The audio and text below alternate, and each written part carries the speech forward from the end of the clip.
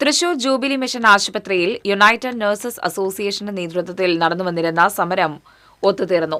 141 ദിവസം നീണ്ടുനിന്ന സമരമാണ് ചൊവ്വാഴ്ച വൈകിട്ട് ഒത്തുതീർന്നത്. UNA പ്രതിനിധികളും ജൂബിലി മാനേജ്മെന്റ് പ്രതിനിധികളും തൃശൂർ ACP TR രാജേഷ്, ജില്ലാ ലേബർ ഓഫീസർ വിനോദ് എന്നിവരുടെ സാന്നിധ്യത്തിൽ ജൂബിലി മിഷൻ ആശുപത്രിയിൽ നടന്ന ചർച്ചയിലാണ് സമരം ഒത്തുതീർന്നത്.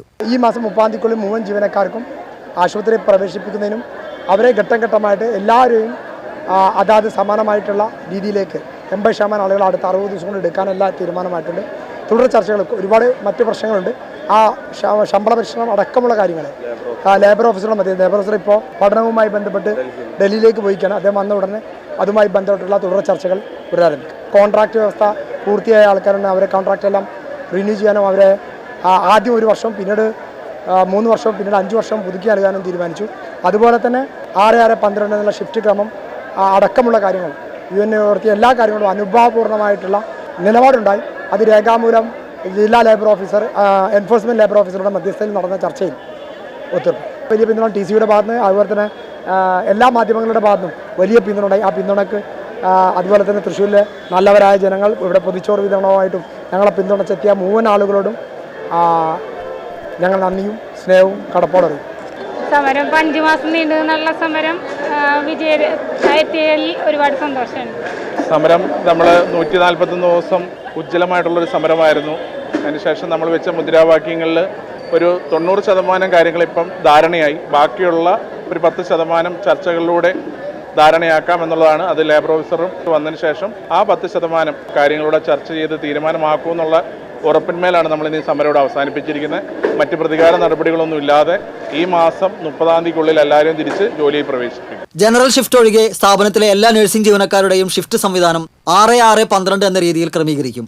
കരാർ വ്യവസ്ഥയിൽ നഴ്സിംഗ് ജീവനക്കാരെ ആദ്യം 1 വർഷത്തേക്കും പിന്നീട് 3 വർഷത്തേക്കും തുടർന്ന് 5 വർഷത്തേക്കും നിയമിക്കും. ശമ്പള വർധന ഉൾപ്പെടെയുള്ള മറ്റ് തർക്കവിഷയങ്ങൾ മാനേജ്മെന്റും യൂണിയനും തുടർ ചർച്ചകൾ നടത്തി രമ്യമായി പരിഹരിക്കും. സമരത്തിൽ ഏർപ്പെട്ടിരുന്ന ജീവനക്കാർക്കെതിരെ യാതൊരുവിധ പ്രതികാര നടപടികളും സ്വീകരിക്കുകയില്ല.